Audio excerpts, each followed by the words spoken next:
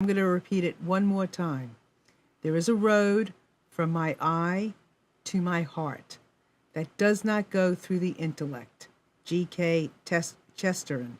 And I'm going to tell you something. This is a really amazing quote because what it says is that what you see goes right into the heart. There's no reason to process it. Just trust what you see. That's all you have to do. Go with your intuition and trust what you see, get into what you see. So I'm going to introduce my guest to you today, and she is lovely. Her name is Noelle Izzi. I hope I'm pronouncing that last name right. Yes. And she's really interesting. She is an entrepreneur, a philanthropist, author, speaker, award-winning graphic designer, and a renowned NATU journalist. And I'm not sure if I pronounced that correctly, but if not, she's going to tell me. She's very interesting. I spoke to Noelle a little while ago prior to the show, and I was fascinated by what she had done. She had been in corporate America, left corporate America, decided to go out on her own and create her own advertising company, which she was about to do until the stock market said, and the universe said, we have something else in store for you. So with that, I'm going to introduce Noelle to you, and I want her, in her own words, to share with you her story, because nobody says it exactly the way she can, but she will captivate you as she shares this amazing thing that she was witness to. So Noelle, welcome. Thank you. Gosh, that's a big big thing to live up to. I hope I do captivate. Well, it's interesting. The simplest things are the most extraordinary things. So, I mean, you got me when you started talking about your experience, and when she was talking about this, I could really sense this amazing thing that she had been witness to, and I thought, wow, this is great. We want to bring this to you. So share with everyone your story and what exactly happened, and then we'll go from there. Well, as you mentioned, the genesis of the experience with this little creature was during the market crash of 2008. And as you mentioned, I had just started my own company. I left a really, secure job to become an entrepreneur. I thought it was the right time under the right conditions. I had purchased my own home a couple years prior, and I was newly single, but I felt like I had the world in the palm of my hands. I felt like, this was perfect timing, and it was all uphill or all smooth sailing from there. And then the market crash hit. But what I want to say is, although things were sort of crumbling around me, I wasn't personally experiencing any of the effects of the market crash yet. And what I want to emphasize is that the self-fulfilling prophecies that you kind of put yourself through, because what I actually did is I started to inundate myself with the what ifs. And it wasn't that I was losing my house. It wasn't that I was losing any clients. Now, there was a little bit of waning of the income that was coming in, but I was still able to take care of myself. But the what ifs is what got me. What if I do lose my house? What if I can't maintain my client base? What if I have to go move in with mom and dad again? What if? And suddenly my body starts reacting to the what ifs, the thing that isn't even tangible yet, with a physical reaction, which was panic attacks. And the panic attacks were debilitating. I mean, the first time I experienced a panic attack, I thought I was having a cardiac arrest. And I went to see a doctor, and I went to see a cardiologist, and they did all the tests on me and checked my heart and so on and so forth. And the doctor said what you experienced was anxiety and an attack of anxiety. But we'll check all these other things just to make sure, because at that time I was like, oh my gosh, what is this? I've never experienced anything like this before. The doctor did say, good news, the panic attacks can't kill you, and we can put you on any kind of anti-anxiety drug if that's something you're interested in, if you want to discuss that. And at the time I wasn't ready to do that. What I wanted to do was figure out how I can put myself through an internal healing, because I knew this was something that I was bringing on myself. And I was just not grounded enough to be able to handle adversity at that time in my life. And I think that happens to a lot of people, is we're not centered and anchored enough to be able to handle things that are coming at you, and you sort of spiral out of control. And that's what happened to me.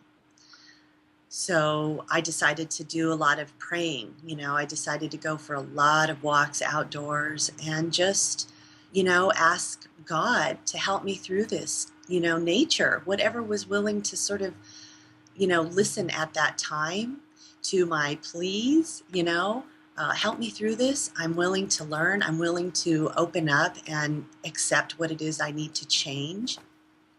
And the reason why the book is called The Hummingbird That Answered My Heart's Calling is for that reason. This hummingbird answered my heart's calling. It answered my prayers.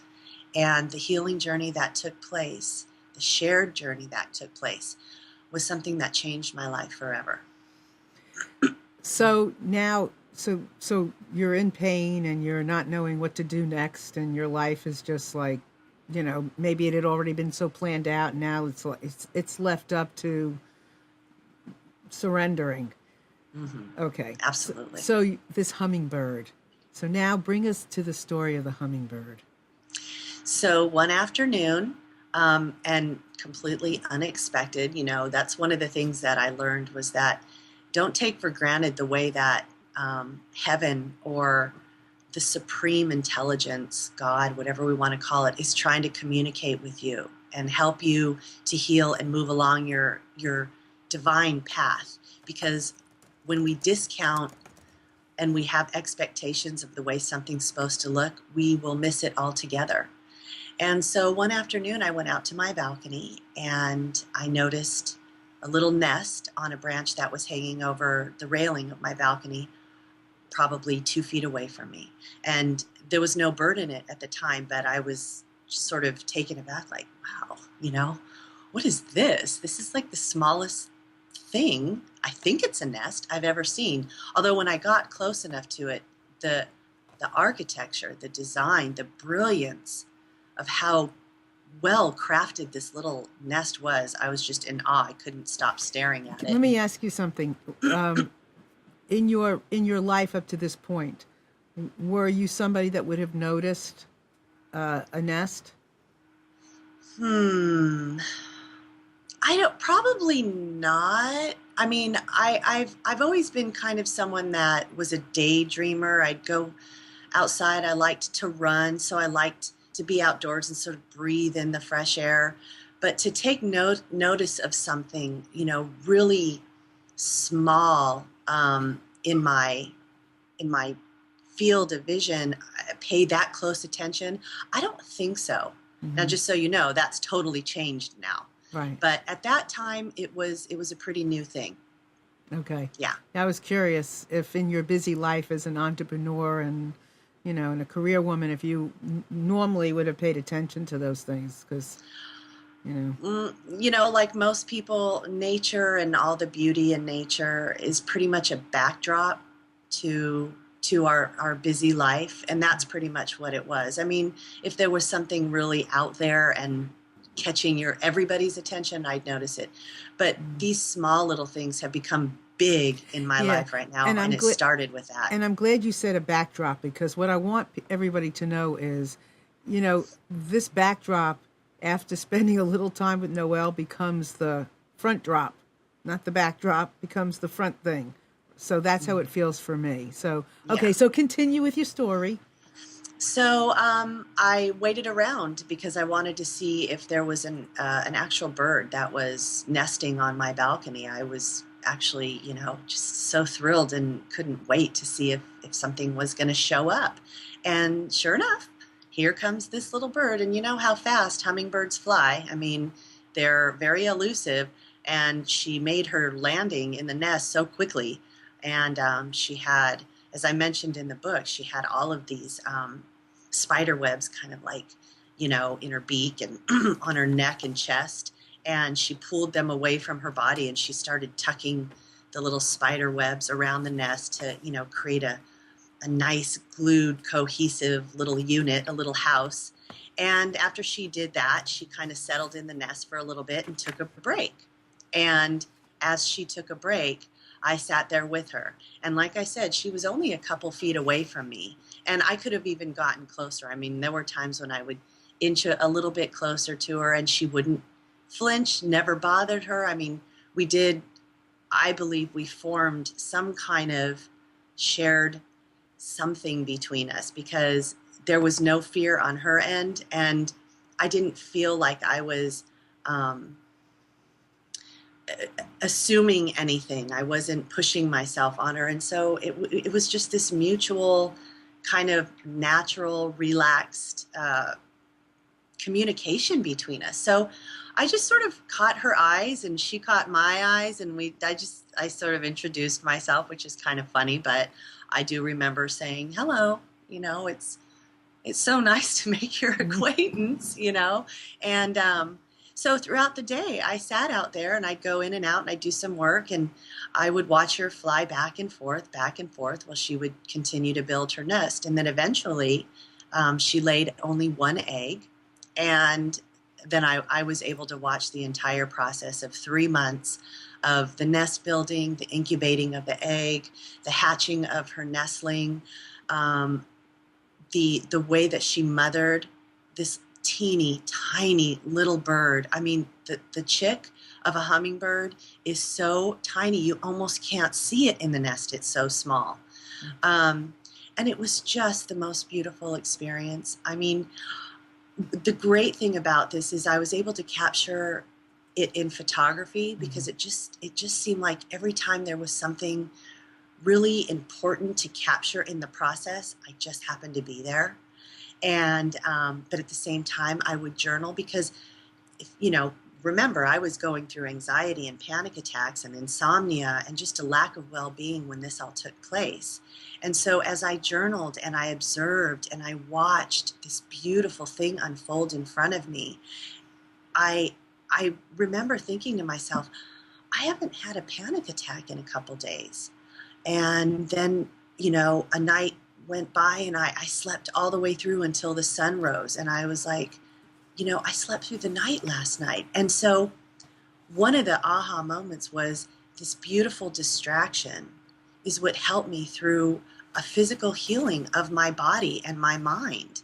And so it was wonderful. It was just the most beautiful thing. And she took me through 3 months until it ended, and they had to do what nature does, and that's fledge, both of them, and off into the sunbeams they flew. I've never experienced, and I don't think I've ever experienced anything quite like that before to that degree. And I think by submerging yourself in that experience, you kind of are getting you are getting right into the spinning of nature. You're getting right into the what's going on. And once you do that,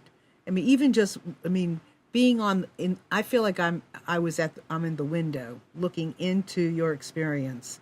Let me read a paragraph from the beginning of Noelle's book, just so you can have an idea. It's a beautiful book.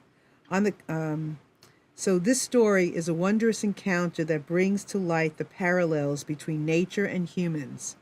It is a story that demonstrates the pervasive interconnectedness between all of nature, the innate giving and receiving quality of all living organisms. It is a story that helps to bridge the gap between the symbolic and literal aspects of the divine hummingbird and our human essence. And I have to say that while I was reading this book, I could really feel this. I was telling Noelle when we were waiting for the show to start and we were kind of chatting, it was suspenseful to me because it's a beautiful book. I'm going to hold it up. It's a beautiful book. There are some beautiful photographs in here of the hummingbird and then the baby bird. And it was so beautiful. And I felt like I was sitting on pins and needles, just my own self, waiting for, well, what was the hummingbird going to do next? And how is she doing this? And how does she know to do this? And And then now I want to plant all these flowers so that hummingbirds will have something to eat, so that they could feed their babies. And the way this book was written, it was so respectful that it was so clear and respectful, you can't help but have an insight into this kingdom and into this part of life, and want to notice more. So I really want to thank you for writing the book the way you did, because I really, I could tuck away and I could do it, and I would suggest that everybody, get their hands on it, because it's lovely, really. Thank you. Yeah, Thank you very and I much. was upset you went to France. Oh, you know what's funny? Somebody else said that to me. I was doing, talking with someone, and they said, but I want you to know that when you went to Paris, I was actually upset with you. So Noelle's taking us through this whole thing, of the mother, and just how she was taking care of her home, getting ready for getting ready for her baby to come, and all of this stuff. And then Noelle goes to France, and isn't even there for the birth. Right. And let me tell you, I struggled with I this bet you a did. lot. And you think, okay, let's weigh this here. You have a trip to Paris, and it was the accommodations were actually free. It was through kind of a business associate that a friend of mine had. And so he was going to be on holiday away from his flat in downtown Paris for 8 days. And he said, you guys, please help yourself, enjoy. So our accommodations were free. We just paid for our flight. So it was one of those things that's like a no-brainer. Right. But then this little bird decides to nest. I become sort of attached to her for several weeks before the trip to Paris. And I tell you, I was just like, oh my gosh, I just know it. I know that I'm going to miss when the baby hatches, because at that point she was still incubating the egg. And sure enough, I went to Paris and the baby did hatch while I was away. But I remember packing photos of Artemis, mommy hummingbird, in my carry-on. And I would look at the pictures every so often on the plane. And my friend, I just love her, she would kind of giggle like, oh, you miss your little hummingbird, don't you? And I'd be like, yeah, I really do. And I came home around midnight. We had a late flight coming into LA here when the trip was over. And I think I got home around midnight or 12:30, and, it was dead, in the late spring, early summer. And my condo was just hot and stuffy. Oops, she froze. Well, she'll come back. So let me tell you what she did. So she did not go right out and check on the hummingbird, Artemis. She named the mama bird Artemis. She did not go back out and check on Artemis. She went to sleep, thinking she would get up in the morning and go back out in the daylight. But what actually happened was, and I'm not sure if this is the exact thing, but I think when she woke up in the morning, Artemis was waiting for her practically at her door, making sounds. So as if to say, what? You haven't come out and seen us yet? How could you go to sleep and not come out and seen us? So she went out, and there was, inside the nest, was the baby. And she chose to name the baby. Instead of giving the baby a name, she chose to say the baby. So it was just such an amazing story of how our worlds come together, how our worlds are so connected. We don't even realize it. And my being a witness to this occurrence for her lets me know how connected it is, even if I haven't experienced it myself. And it was really it was impactful for me. I don't know if anybody out there has ever had an experience like that. Debbie has said on the chat, let me find it. It's very fortunate occurrence. Many have reported watching animals in the wild, in their natural habitat, like i.e. owls. Yeah, sometimes you have the sheer pleasure of, spontaneously getting a glimpse of something like this. But she actually got to watch it from beginning to end and was piecing pieces together of what was going on in that kingdom and then what was going on in our kingdom and how connected they are, how the mother hummingbird was taking care of her baby as compared to how we as a mother take care of our children, how we feed. I mean, it was so fascinating to watch. I'm going to see if I have this picture of the hummingbird and how she fed her baby through her mouth. Let me see if we can. Do you think it would come through if we showed a picture? Because it was so interesting how she took her beak and she fed the baby. I'm hoping I can find it easily because it was so cool. And you'd want to see it. Anyway, if I'm gonna look for it, but it's really fascinating, and just the entire relationship between this mother and how she would go into the nest and she would cuddle with her baby, and then at some point it was getting harder and harder for her to cuddle with her baby because the nest was smaller and smaller. I don't know if you could see this. I don't know if this is close enough. Can you see that? I don't know. This was the coolest thing, watching the hummingbird actually feed her baby. Yes, closer. We don't Closer? Need to see you. You don't need to see me. There you go. Very cool. Very, very cool. So at one point they were in the nest together. Is she back? Yes, but it messed up. Okay. So now I have All right. Here we go. We'll wait. She'll be back. There she is. the picture now is squished. Okay. Are you there? Okay, hand here. I'm here. Okay, good. Well, I was telling your story a little bit Okay, good. Thanks. about how you came and you went to sleep, figuring that you would get up in the morning and go check out and see what happened. But actually, was Artemis waiting for you at the door?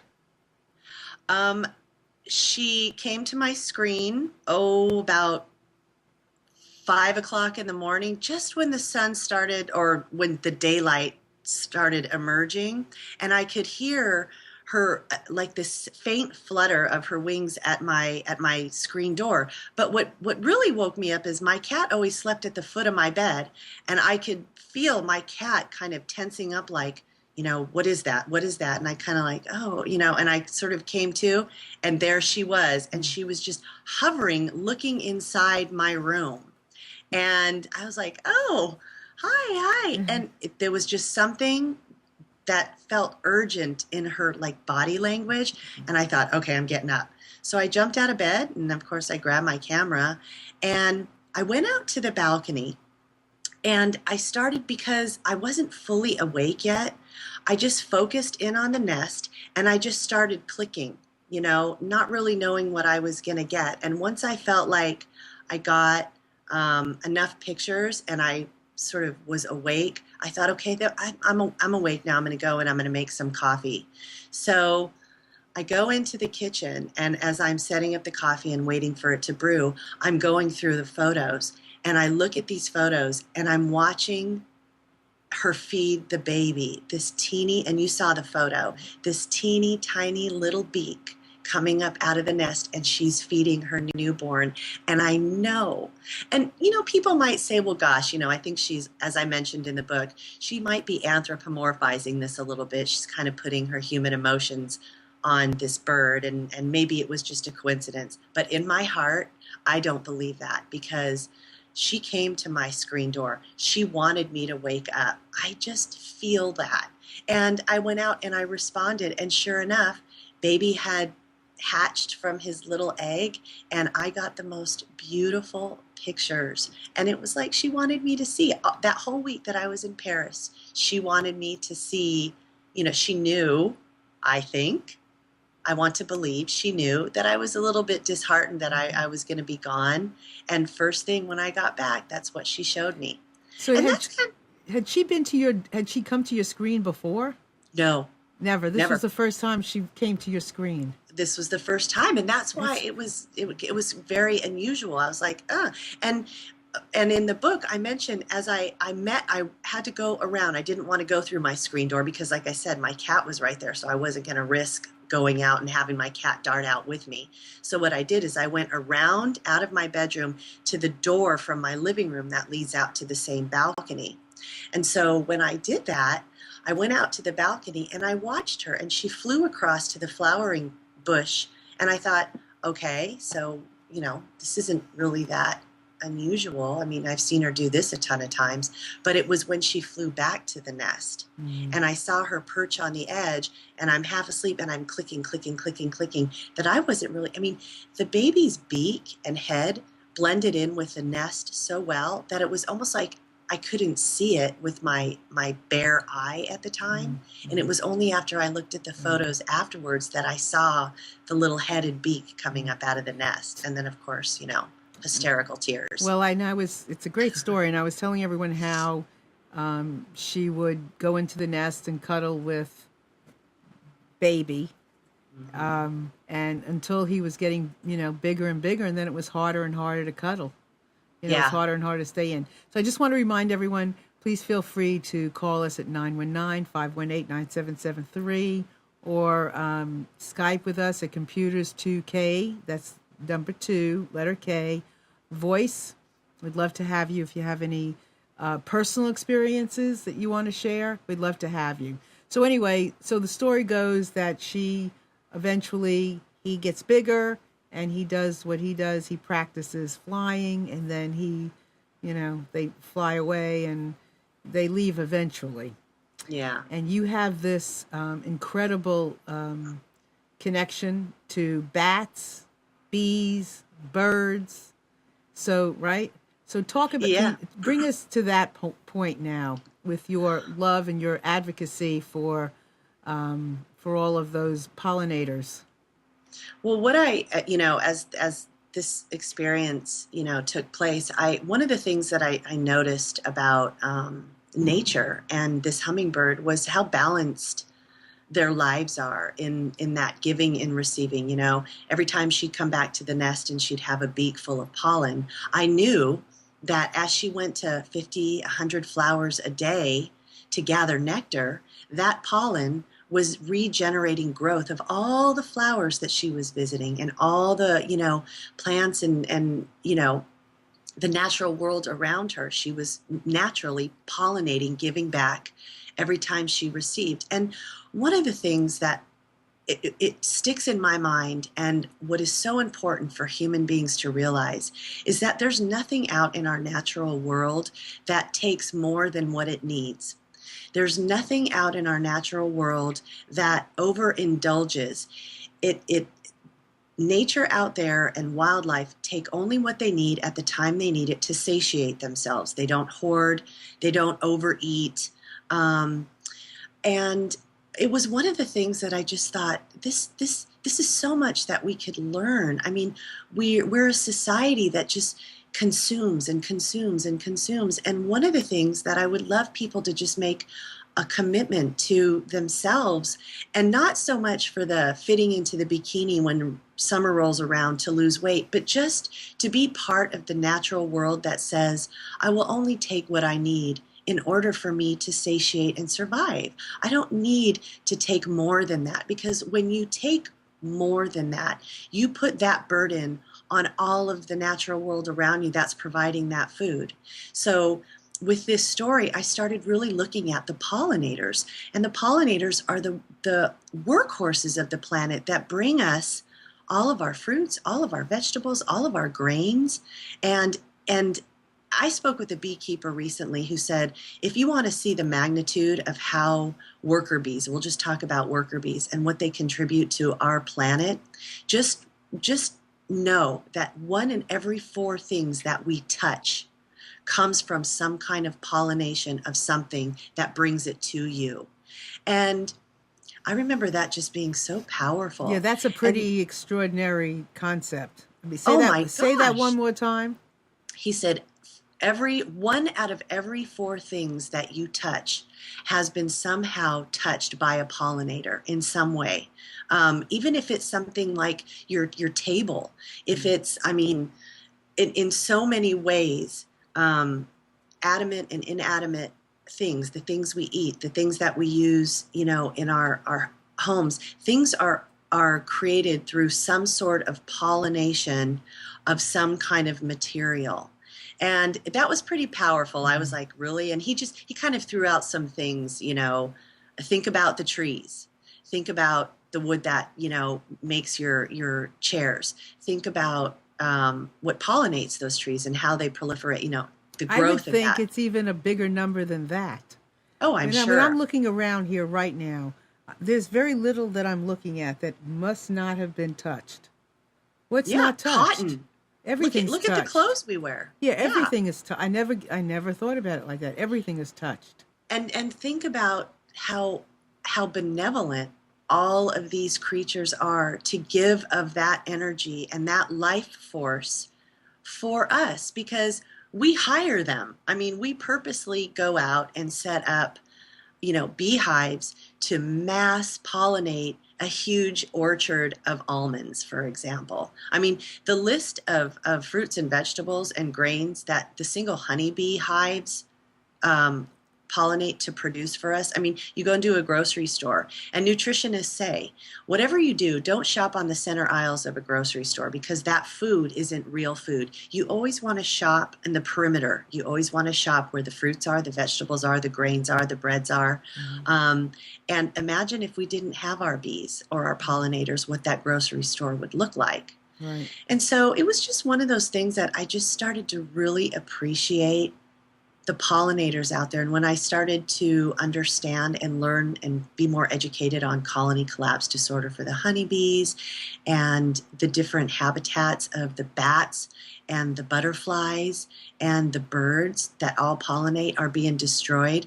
The monarch butterfly, last year in 2013 or 2012, I believe it was 2013, the migration into Mexico of the monarch butterfly was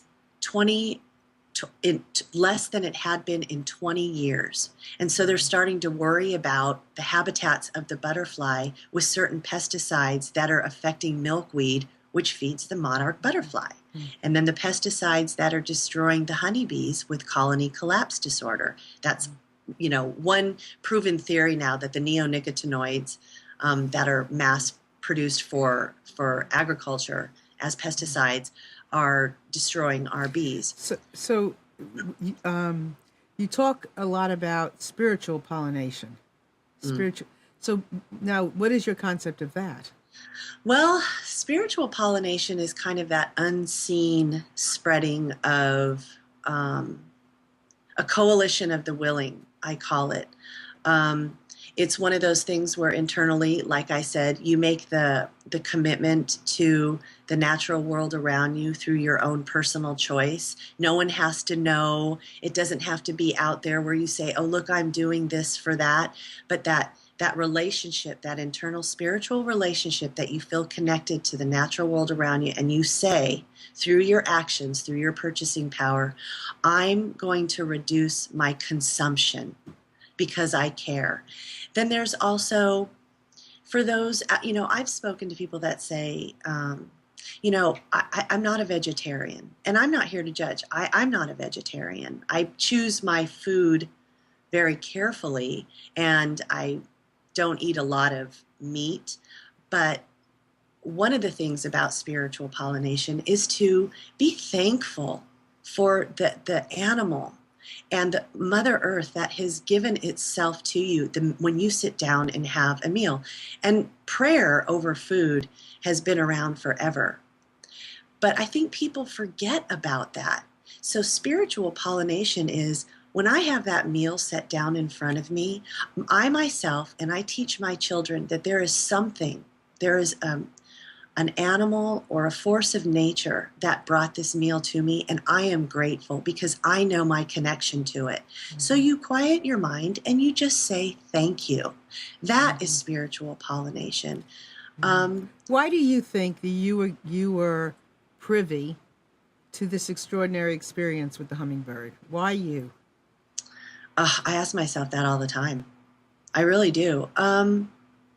You know, honestly, I don't know. I mean, obviously I did experience this, but I think it's out there everywhere, and anybody can experience it if you care.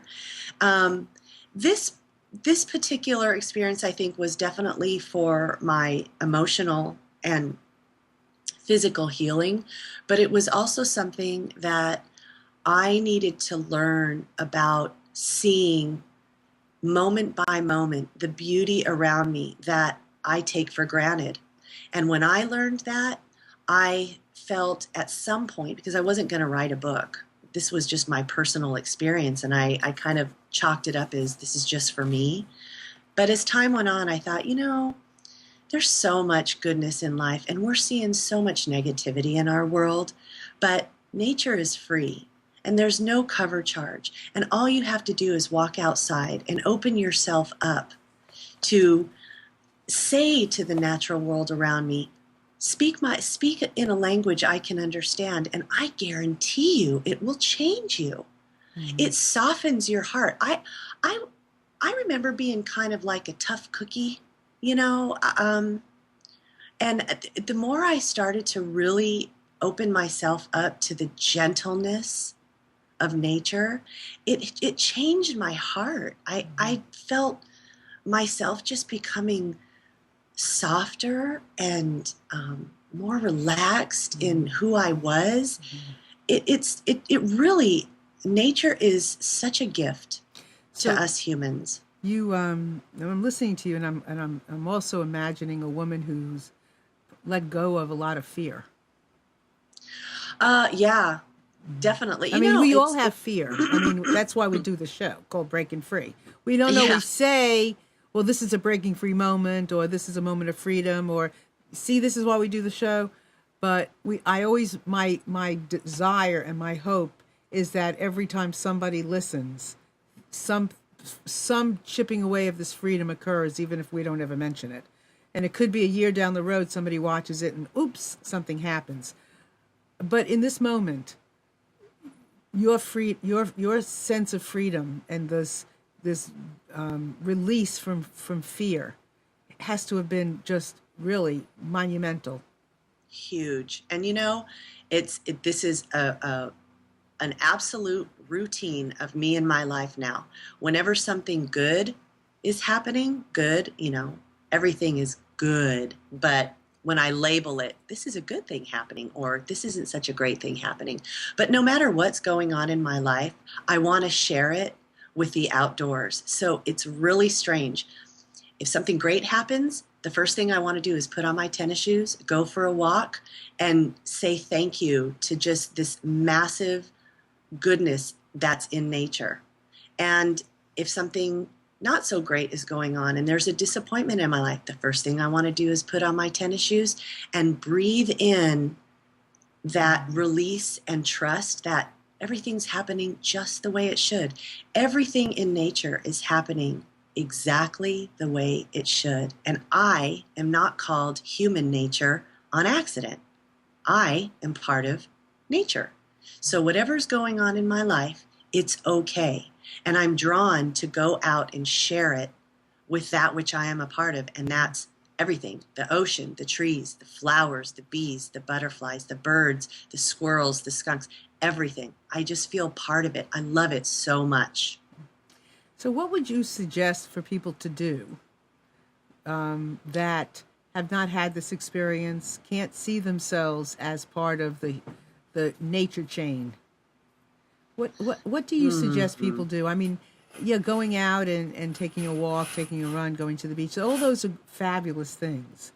But to be able to experience the call of nature, to be able to experience what's going on, the law of nature, to be able to experience the fluidness of nature, what do you suggest people do? You're like this bridge. You've touched upon something at length, not just for an hour, but at length.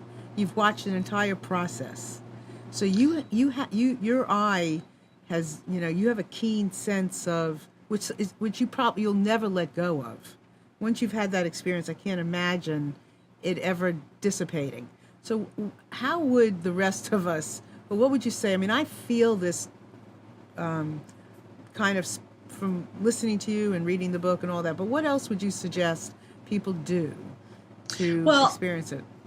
Well, there's people that say, just get out in nature. But really, after this experience with the hummingbird, I was so elated, like, oh my gosh, this is such a beautiful thing. I can't believe it. And I would then go outside and I would say, okay, I'm open and receptive. I want to see more. I want to feel more. And I meant it.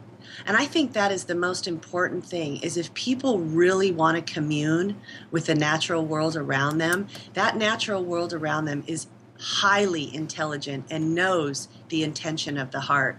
And when you really mean it, it will respond in like. And I think that's the most important thing, is the authentic heart is what nature responds to. And after this experience, it never stopped. I mean, the other creatures that would show up in my life doing things that nobody else was paying attention to. And because I just happened to say, I want to see you, I want to feel you, I would watch ravens building their nest, and they'd be picking up branches right in front of me, and there was no fear, and they're huge. You don't realize how big ravens are because we see them from so far away. When they say, hey, I'm gonna get close to you, and I want you to see how majestic I am, you're in awe.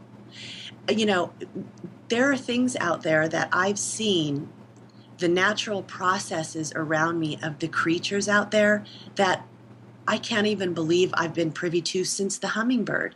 And it all stemmed from my authentic heart that said, this is what brings me such profound joy. Please don't stop. Mm-hmm. I mean, I get emotional talking about it because I want everybody to experience that enrichment in their lives. And it's free. Mm-hmm. It's free. You don't have to pay for it. Mm-hmm. And so if you just... The supreme intelligence knows when we're being truthful, when we really want to be a part of it. And there is no way God, or however we label it, is going to refuse us this beauty that it's been placed on this earth with us. There's no way. That's not how it works.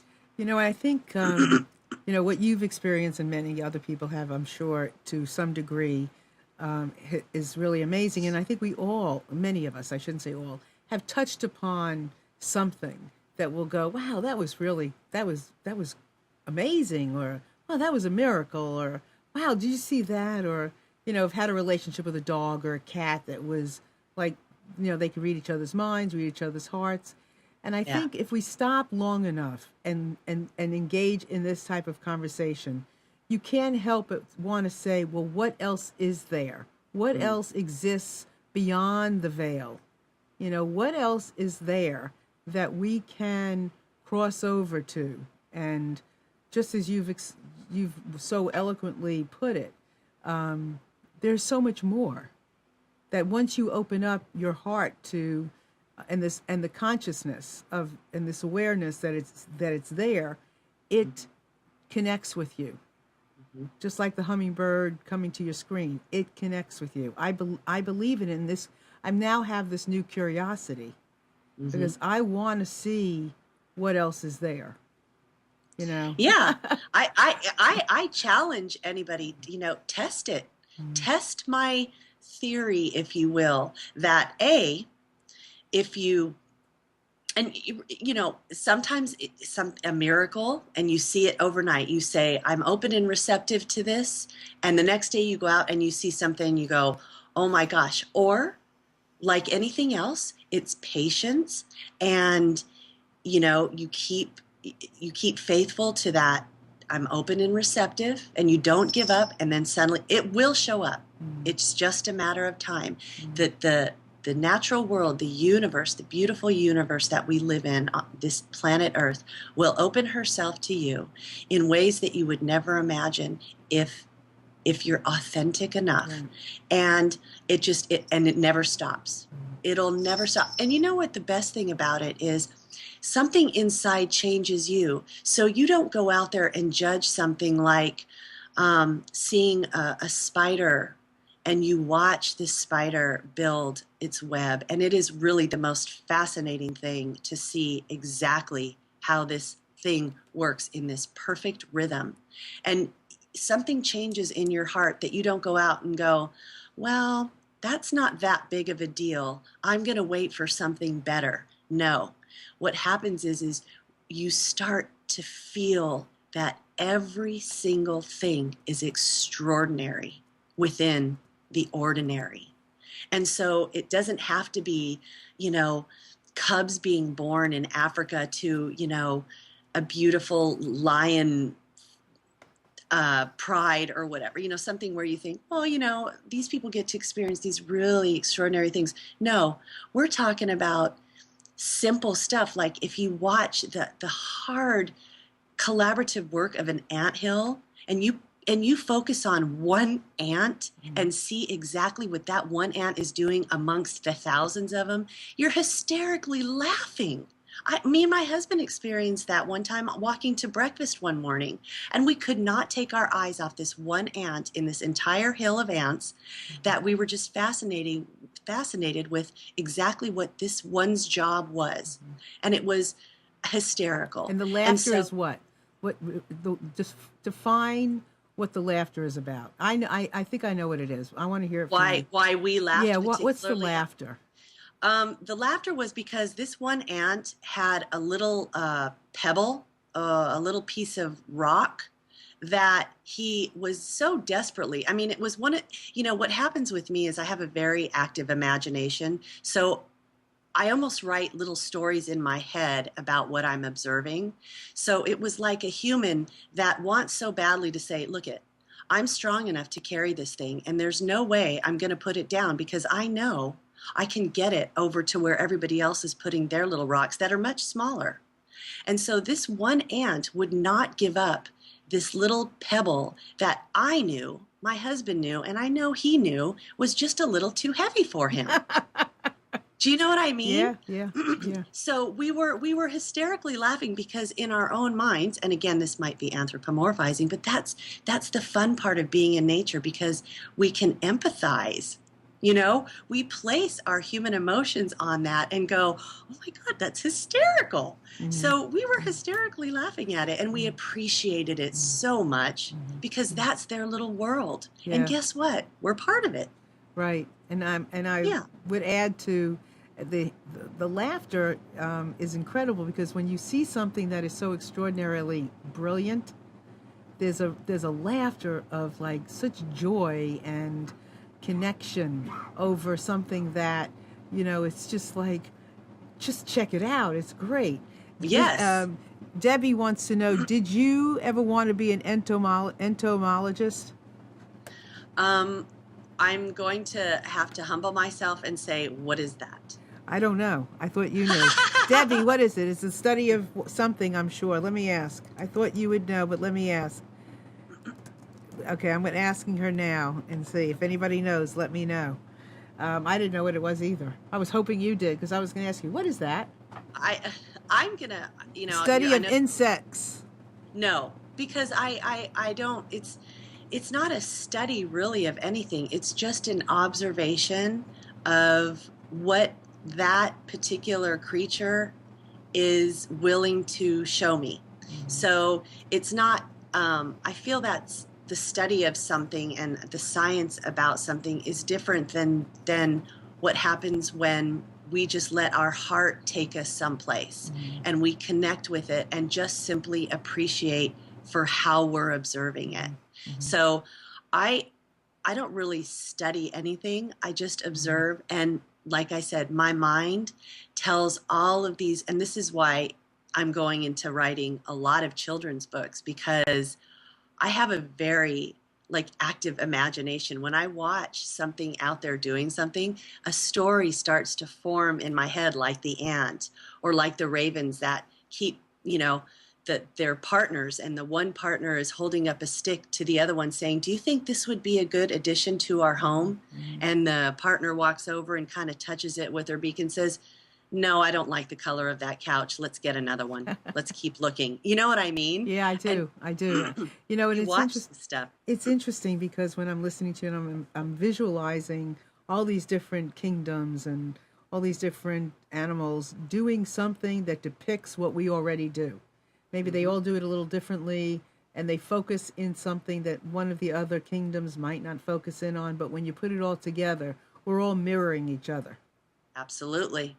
And that's the most important aspect, is we're all mirroring each other because we are all part of nature. We are all connected. And I know that's a very esoteric concept for a lot of people because you hear it all the time. So it's sort of a cliche. Mm-hmm. Yes, we're all connected. We're all one. But I don't know any other way to express that than to put yourself out there and see how a mother hummingbird mirrors and parallels our own human mother's behavior. Each time a human mother's child reaches another milestone in his or her growth, emotional needs, physical needs, who's there to accommodate? Mom and dad, the parents. That's exactly what the animal kingdom does. That little hummingbird, the smallest bird known to man, did the exact same thing that humans did. Each time that baby needed something new in his evolution, she was there. She accommodated. And she knew what to do.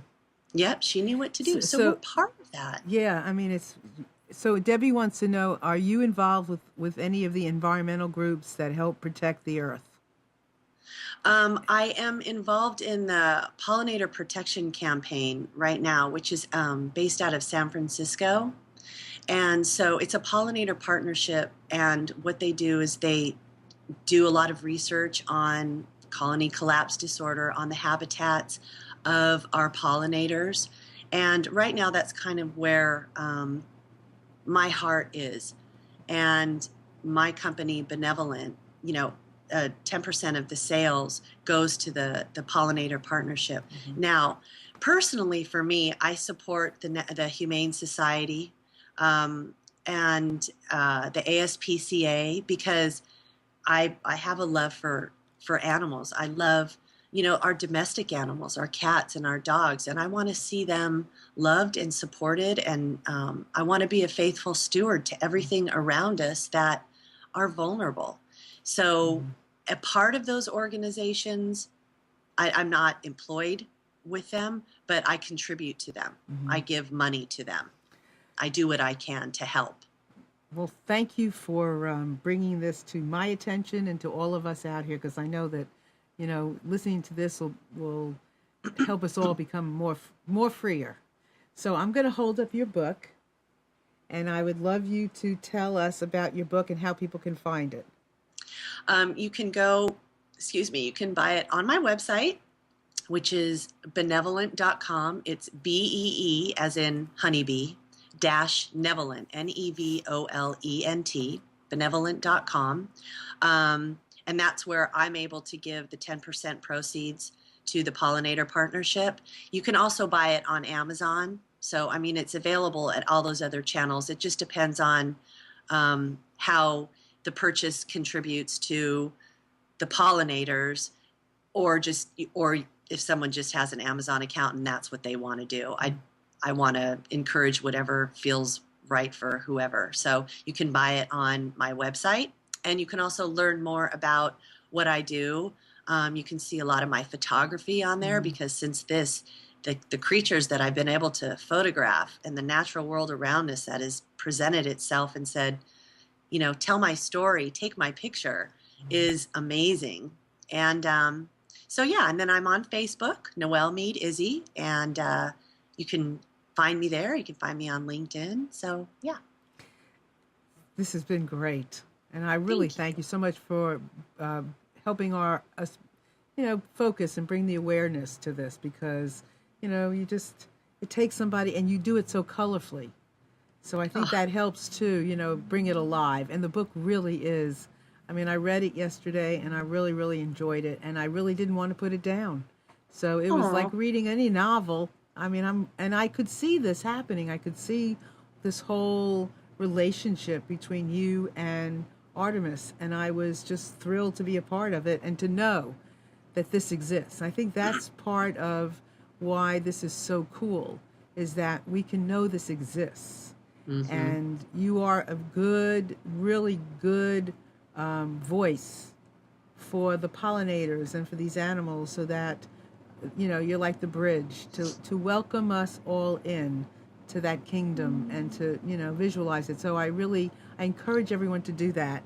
And if I can be of any service, if anybody has an idea for a show or an idea, or you need help with something, coaching, click above my name.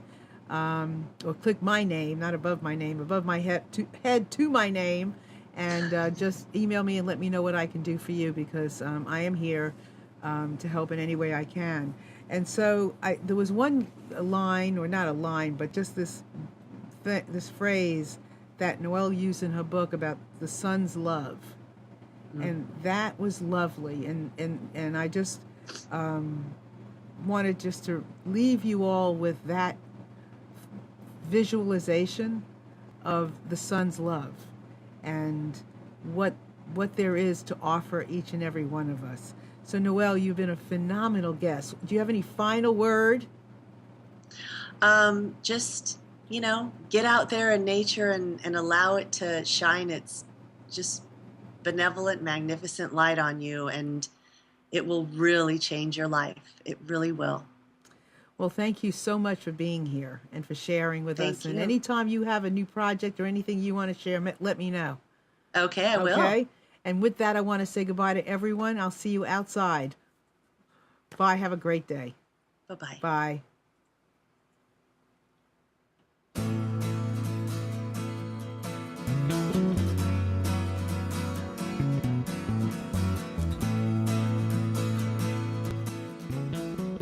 Tuned to the Nissan Communications Network. Our weekly lineup of call-in programs includes Computers 2K Now with Amnon Nissan, Health In with Debbie Bruck, Breaking Free with Marilyn Shannon, Lessons of Vietnam with NCVVI members, The Tanya Love Show, Reawaken Your Brilliance with Julie Seibert, and if you tuned in too late, you can always watch each program in its entirety or download an MP3 audio file of it at www.nissancommunications.com. Sponsored by Atomus.com, makers of quality video recorders and converters for professionals.